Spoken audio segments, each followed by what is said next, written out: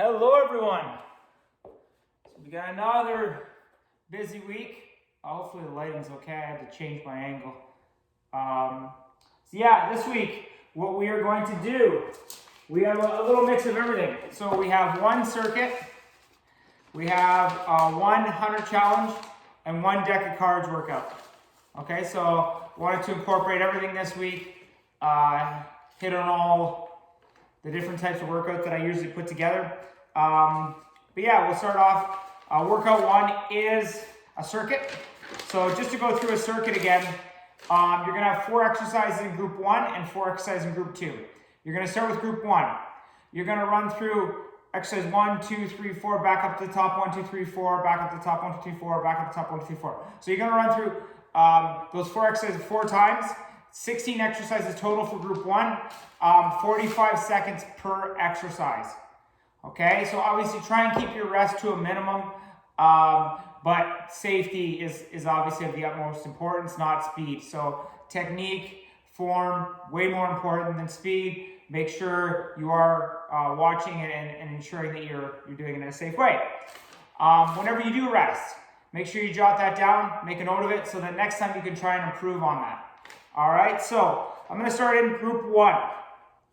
We have fast feet for a count of 5, down our chest, back up. Knee to elbow planks, where you're gonna hold at the top with your knee to elbow for 5 seconds, then release, then go to the other side, same thing.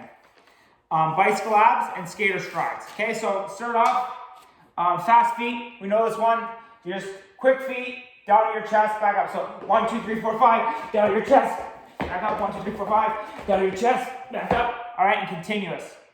Okay, so nothing really spectacular there. Just keep you moving.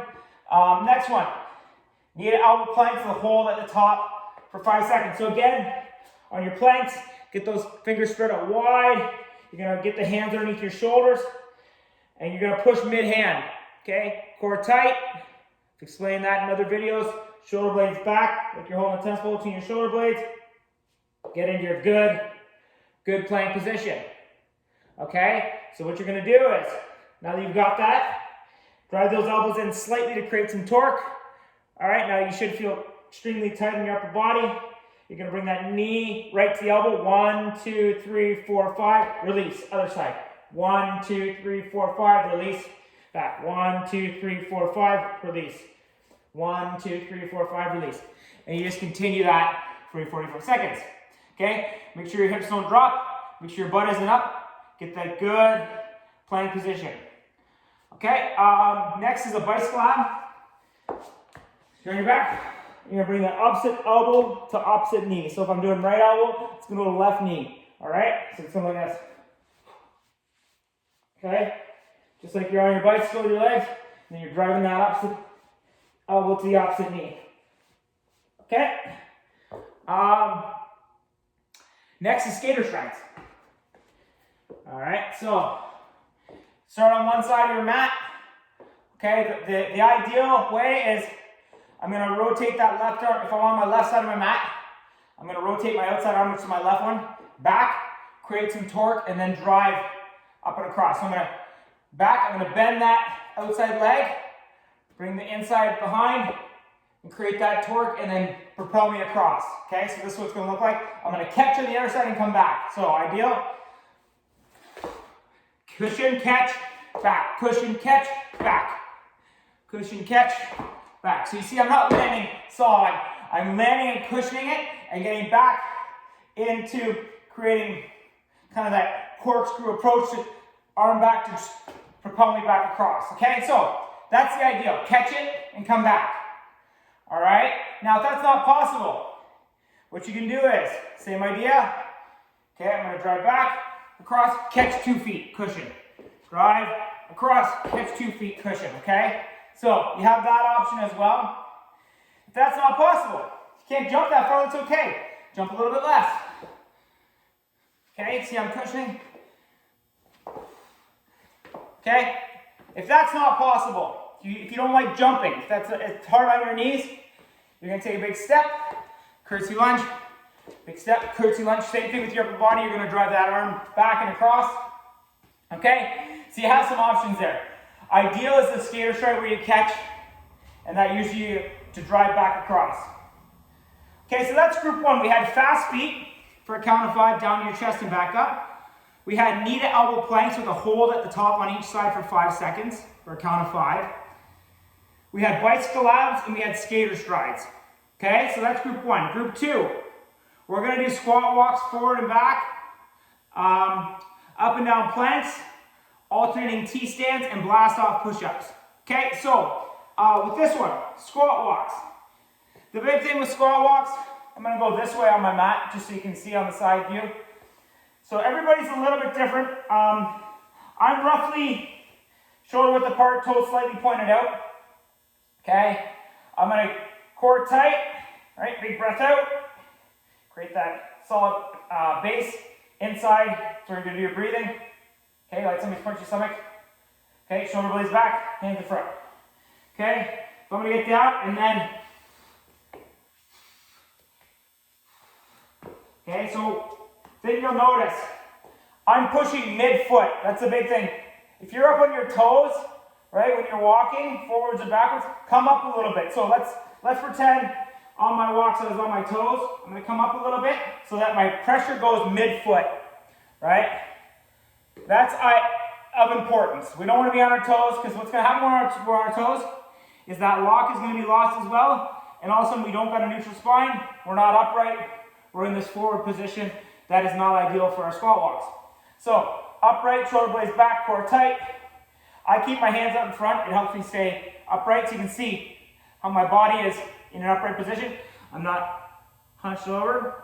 So once you start to see this, come up a little bit. Okay? This is of importance. I'd rather you be upright than be low. Okay? So, again, mid-foot. I'm not on my toes. Mid-foot the whole time. I can receive. I'm going to receive walking backwards on my on the front pat of my foot, but I'm going to push mid-foot as I go back. Right? So if you never get to that mid-foot, then you know you got to come up. Okay? So ideally 5 squat walks forward, 5 squat walks back. If you don't have it, just use your mat as an ideal length. So 3, I think it'll be about 3 forward, 3 back. Okay? Staying low the whole time. You're just staying low, walking forwards and back the whole time. Next is an up and down plank. Okay, so again, fingers spread out wide, hands underneath your shoulders, core tight, shoulder blades back, drive those elbows in slightly, create that torque, get those feet up, good plank position. Okay, we don't want our butts up, no butts down. Okay, good plank. Now, if I decide to go down with my left, I'm going to come up with my left, so I'm going to go down with the left, then up with the left, and then I'm going to go down with the right, up with the right. Down with the left, up with the left, down with the right, up with the right. Okay? So, alternate your sides you go down with, but the arm that goes down is then going to be the arm that comes up first. Okay? So, up and down planks, alternate that arm. That is your second exercise. Alright, third is an alternating T-stand. So, big thing about a T-stand, again, you're going to want to go a little bit closer with your feet because you get out wide and you try and do a T-stand, it'll throw you off balance. So get a little closer to your feet, probably just inside shoulder width. So you can see here. All right, you see how close my feet are? It's a straight line with my hips. Okay, so core tight, shoulder blades back again. All right, and you're gonna go whatever leg you choose.